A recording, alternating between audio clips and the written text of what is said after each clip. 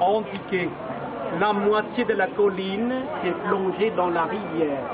Quand les marées, les vagues passaient à côté, ils sont indiqués, arrêtés par les montagnes. C'est tout vient le nom.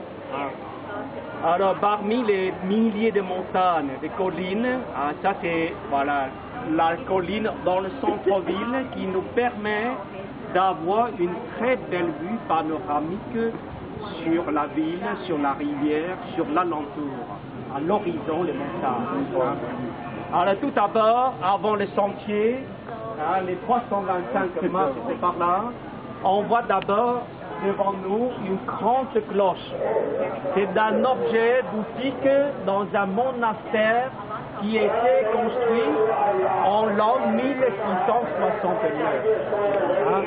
C'est un objet pendant la dynastie de Qing. Et le monastère était ruiné pendant la Seconde Guerre mondiale par les Japonais. Ça ne reste plus rien que la cloche. Alors on l'a mis ici. C'est l'histoire de la cloche. Et sous la montagne, il y a encore une petite grotte.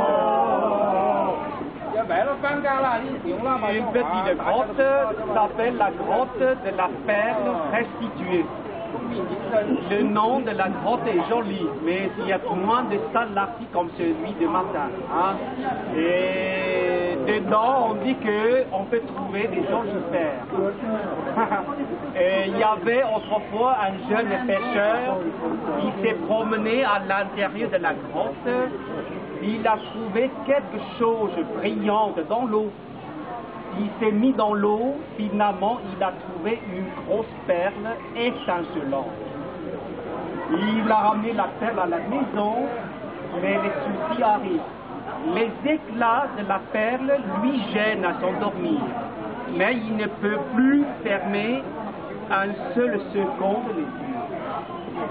Alors il a demandé son papy, « Oh papy, j'ai trouvé la perle, mais j'ai perdu tout mon sommeil. » Mais écoute mon petit, la perle que tu as trouvée, ce n'est pas la vraie perle, mais c'est l'œil gauche du dragon.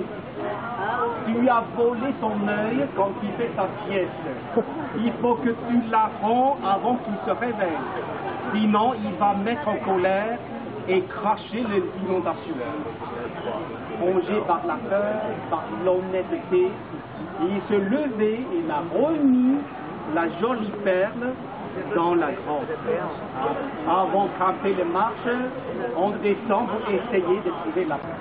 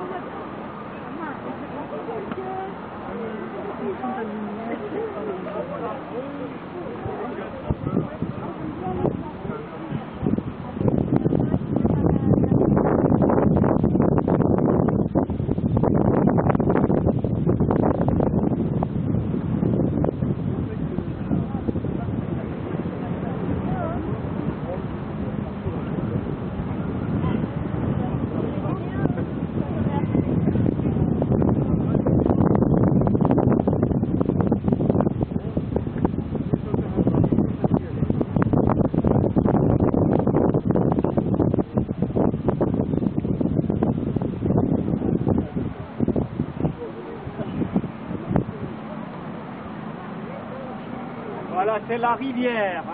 Ah bon? Regardez, la rivière lisse. Et vient du nord des montagnes. Et après, jusqu'à Yangshuo, jusqu'à Kanto.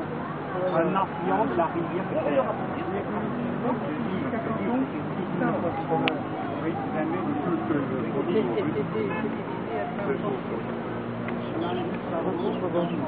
Derrière, là-bas, les